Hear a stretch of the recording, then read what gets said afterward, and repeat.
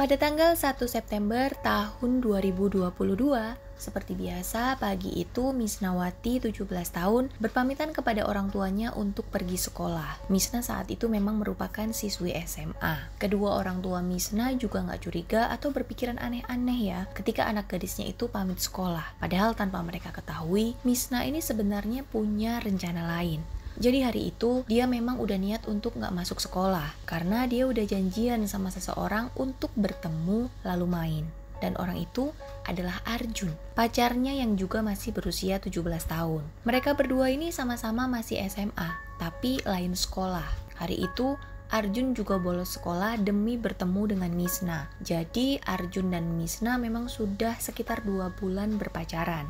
Dan karena mereka ini lain sekolah, mereka menjadi jarang ketemu. Makanya hari itu mereka sepakat untuk bolos bareng agar bisa ketemuan. Mereka pun sepakat untuk bertemu di sebuah tempat wisata pemandian Eremerasa, Ermes, Banteng. Lokasi tempat ini berada di Dusun Barua, Desa Barua, Kecamatan Eremerasa, Kabupaten Banteng. Sesampainya mereka berdua di lokasi, keduanya pun langsung asik berjalan-jalan sambil ngobrol. Dan karena masih pagi, suasana di lokasi itu masih sangat sepi. Arjun sempat mengajak Misna untuk berjalan-jalan mengelilingi kolam pemandian yang ada di sana.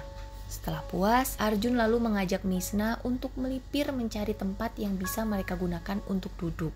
Kala itu, Arjun mengajak Misna untuk duduk-duduk di pinggir sungai Biangloe aja. Sungai ini memang terletak di bawah lokasi pemandian. Letaknya juga sebenarnya cukup jauh dari tempat wisata itu, dan suasana di sana jauh lebih sepi lagi. Udahlah di tempat wisata aja sepi, ini makin jauh dan makin sepi pula. Tapi entah kenapa, si Misna ini menurut aja ajakan Arjun. Dan sesampainya mereka di pinggir sungai, mereka duduk-duduk di batu yang memang banyak ada di sekitar sungai, sambil terus ngobrol.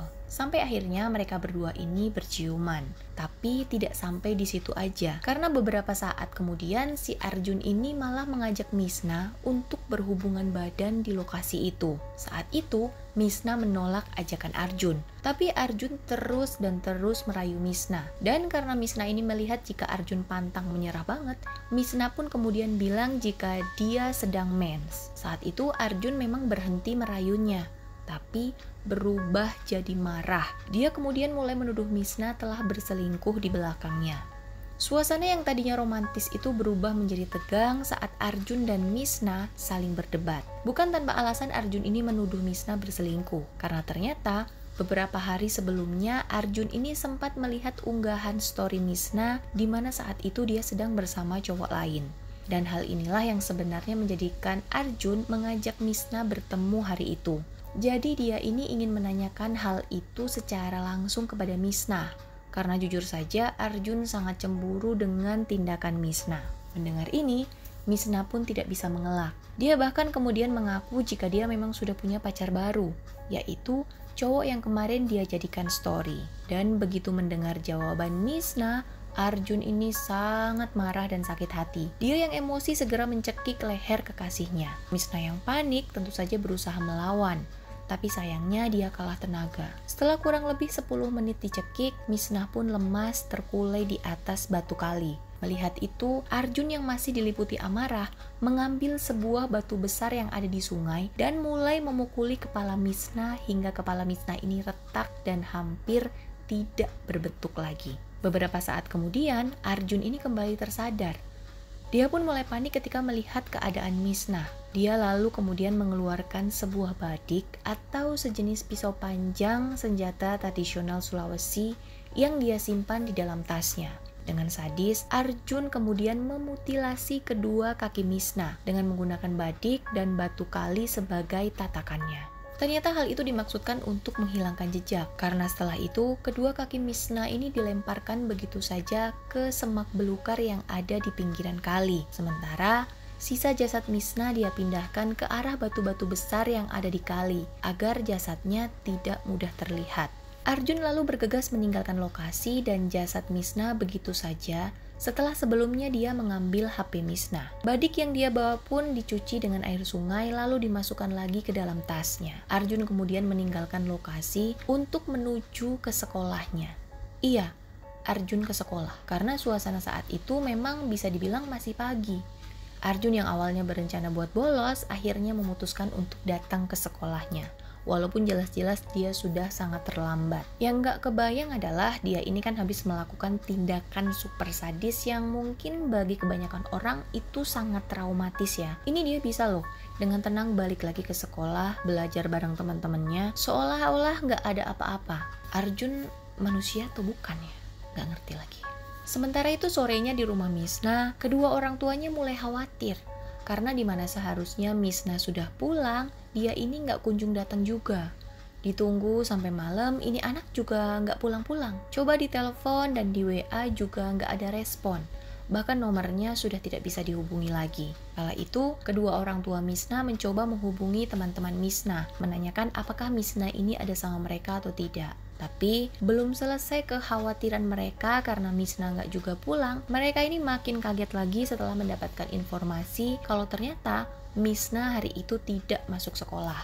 Padahal jelas-jelas pagi tadi Misna ini pamit ke sekolah. Nah, dari situlah kedua orang tua Misna mulai menyadari kalau anaknya ini mengalami sesuatu yang tidak baik. Akhirnya mereka pun sepakat melaporkan menghilangnya Misnawati kepada polisi. Sementara pihak kepolisian bergerak mencari keberadaan Misna, salah seorang tante Misna juga membuat postingan tentang menghilangnya Misna di sosial media. Setelah itu, banyak dari teman-teman Misna maupun warga Banteng yang merepost berita kehilangan itu ke sosial media mereka, berharap gadis 17 tahun itu bisa segera ditemukan. Namun rupanya, usaha polisi dan anggota keluarga Misna dalam mengupayakan kembalinya Misna ini belum menemukan hasil. Bahkan sempat tersiar selentingan yang bilang kalau Misna ini sebenarnya kawin lari, makanya dicari dimanapun gak ada. Tapi namanya juga rumor ya, kebenarannya memang tidak bisa dibuktikan.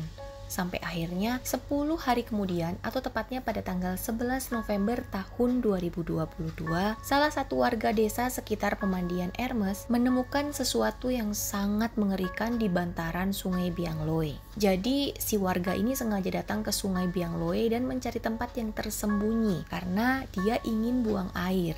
Dan tentu saja dia tidak ingin aksinya ini terlihat seseorang ya, makanya dia mencari tempat yang tersembunyi. Nah, di saat dia sudah menemukan tempat yang pas dan bersiap-siap hendak buang hajat, samar-samar dia ini mencium bau yang sangat menyengat, busuk banget.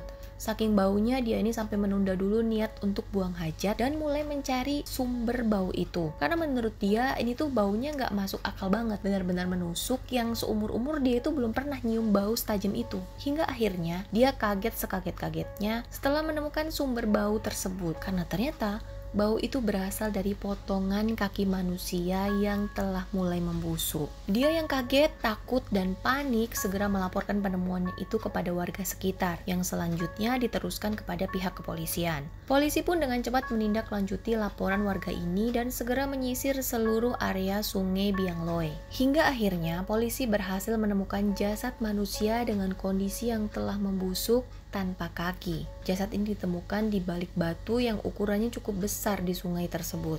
Polisi juga berhasil menemukan satu lagi potongan kaki manusia dan diyakini 3 bagian tubuh ini memang saling berhubungan. Waktu ditemukan, kondisi jasad benar-benar sudah sangat memprihatinkan, dengan kondisi kepala nyaris hancur. Polisi sama sekali tidak bisa mengidentifikasi siapa identitas korban ini. Namun, polisi menyadari jika jasad ini masih menggunakan seragam sekolah. Selain itu, polisi juga menemukan tas sekolah berwarna hitam tepat di samping jasad. Dan walaupun belum dilakukan identifikasi lebih lanjut, saat itu polisi sudah sangat yakin jika jasad ini adalah Misnawati, gadis berusia 17 tahun yang selama 10 hari terakhir dilaporkan hilang oleh keluarganya.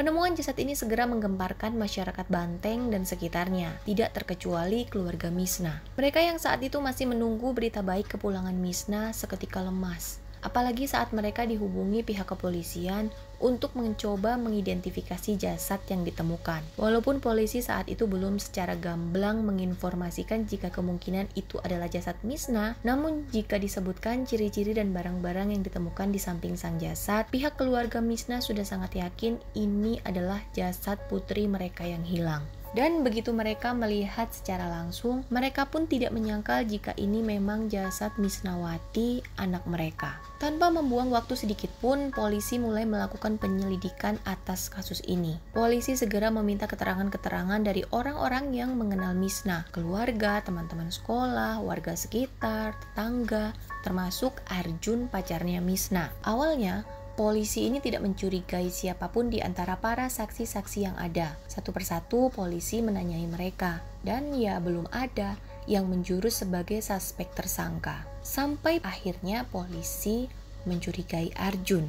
Waktu itu, sikap Arjun ini sangat polos dan lugu. Polisi bahkan sangat percaya ketika Arjun mengatakan jika dirinya sudah 2 bulan ini tidak bertemu Misna. Namun saat penyidik lain mengkonfirmasi lagi hal tersebut, keterangan Arjun berubah. Dari ketiga penyidik yang waktu itu bertugas, semua keterangan yang Arjun katakan berbeda. Dengan penyidik A, Arjun bilang begini. Dengan penyidik B, Arjun bilang begitu. Lain lagi dengan penyidik C. Makanya polisi yang awalnya nggak nemu keanehan, tiba-tiba merasa curiga. Karena itulah, akhirnya polisi mulai menggali informasi-informasi secara intensif dari Arjun. Dan setelah berjam-jam kemudian Arjun diinterogasi, Arjun pun akhirnya mengakui semua perbuatannya kepada polisi. Dia menceritakan kronologi kejadian itu dan motifnya melakukan itu semua. Menurut Arjun, dirinya ini marah ketika ditolak untuk berhubungan badan. Dia juga sakit hati karena merasa telah dikhianati. Makanya dia nekat menghabisi nyawa Misna. Arjun pun kemudian dijerat dengan pasal 340 KUHP tentang pembunuhan berencana. Namun karena Arjun ini terhitung masih di bawah umur, Arjun kemudian hanya akan dikenakan penjara selama 15 tahun aja. Pihak keluarga yang tidak terima dengan vonis yang menjerat Arjun berharap pemuda itu dihukum lebih lama lagi, mengingat perbuatannya ini sangat sadis dan direncanakan.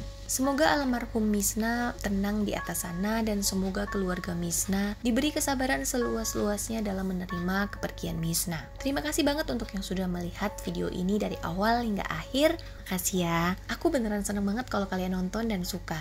Lebih seneng lagi kalau teman-teman mau bantu support channel YouTube aku dengan cara subscribe dan like. Oh iya, kalian juga boleh follow akun Instagram pribadi aku di @praptiprap. Support aku terus ya, agar aku makin semangat cerita lagi, cerita mulu, cerita terus untuk kisah selanjutnya. Dadah.